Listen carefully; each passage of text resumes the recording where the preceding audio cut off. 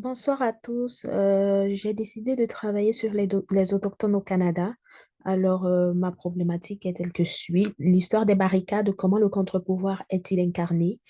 Euh, alors, je réponds à la problématique en me disant que le contre-pouvoir est incarné ici par la faculté et la résilience que les autochtones ont à refuser le pouvoir dominant des allochtones. Alors, comme cadre théorique, je pars du principe que la Commission de vérité et de réconciliation du Canada est une question postcoloniale. Donc, pour moi, cette Commission de vérité et de réconciliation vise à sensibiliser les populations aux sévices subis par notamment les enfants des pensionnats autochtones et sur les conséquences dévastatrices que ces pensionnats-là ont eues sur les communautés autochtones. Alors, mon travail de recherche s'appuie sur un cadre d'analyse basée sur les techniques d'accumulation et d'expropriation de David Harvey et qui se traduisent ici, selon moi, par la signature des traités et qui entraînent la précarisation des autochtones. Alors, j'ai plusieurs arguments. Le premier argument porte sur justement la signature des traités comme une forme de dépossession. Pour moi, le colonialisme d'occupation se manifeste ici et contribue à une extraction de richesses. Je parle également de l'hégémonie et de l'ordre culturel dominant. Et je prends en exemple le cas des pensionnats autochtones, justement, pour montrer comment est-ce que les allochtones ont fait pour acculturer ces peuples autochtones-là et pour mieux les dominer. Alors, mon deuxième argument, je mets en exergue le rôle pardon, de la vérité, de la commission de vérité et de réconciliation.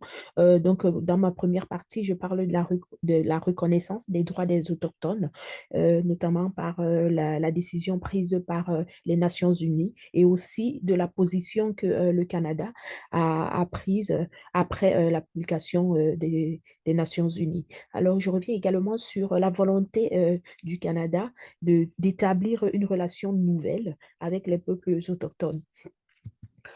La troisième partie de mon travail porte sur le contre-pouvoir en lui-même. Et là, je prends l'exemple des barricades, comme vous l'avez vu dans ma problématique. Et ici, je montre comment est-ce que les barricades visent à refuser l'acceptation et l'effacement, d'accepter, pardon, l'effacement et le bannissement euh, la disparition et la mort sur leur territoire. Je parle également du refus des systèmes politiques et écodominants. Pour moi, la manifestation des barricades, à travers les barricades ici, veut exprimer tout cela. Je reviens également sur leur volonté de reprise du droit d'appartenance. Euh, pour montrer qu'en fait, ils veulent plus être dominés. Maintenant, ils veulent reprendre leur position qu'ils avaient avant pour pouvoir reprendre leur place de premiers habitants des territoires canadiens. Alors, mes principales interprétations s'appuient sur, par exemple, le concept de résurgence de Cortencel et Glenn Courtard pour montrer que la reconnaissance prônée par le Canada n'est pas honnête et vise plutôt à passer sous silence les relations inégales déjà existantes entre les allochtones et les autochtones. Et je relève également la domination à travers la définition du pouvoir tel que vu par Michel Foucault.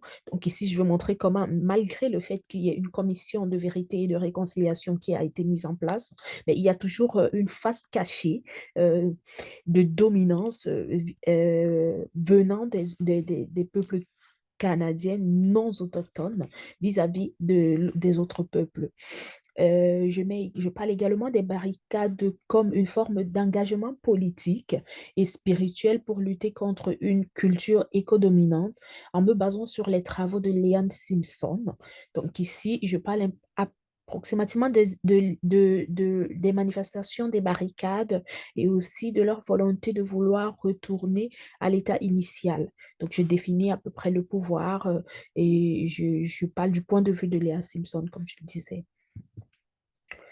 Donc, pour conclure, je reconnais ici que la privation est une pratique qui est évolutive avec le monde capitaliste dans lequel nous vivons. Néanmoins, je veux présenter ici une solution qui pourrait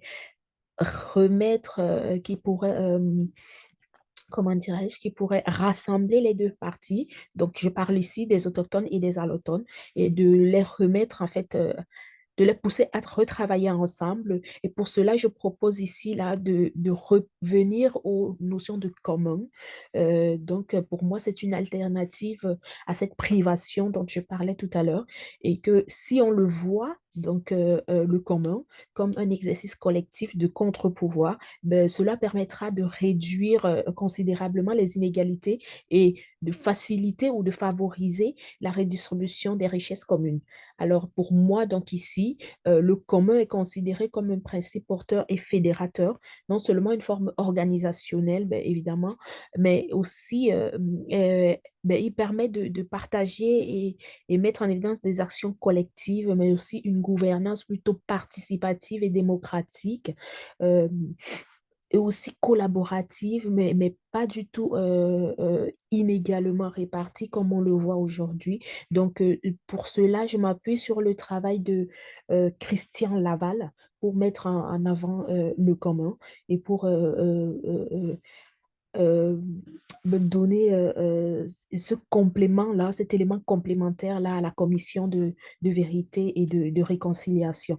Mais évidemment, je sais qu'il y a des limites à mon travail, notamment au fait que, beh, d'aucuns diront que pourquoi je propose le commun alors que ce que je définis comme commun aujourd'hui, beh, appartenait à d'autres personnes, notamment les territoires canadiens. Mais on me dira: «Mais les territoires canadiens appartenaient déjà aux autochtones, pourquoi tu veux venir avec un commun et dire que, beh, les communs sont pour tout le monde, beh, on se partage les richesses, on travaille d'égal à égal», alors que ça appartenait déjà. Beh, je sais que ça pourrait être une limite, mais aussi on pourrait pas retourner, heu au passé et effacer tout ce qui s'est passé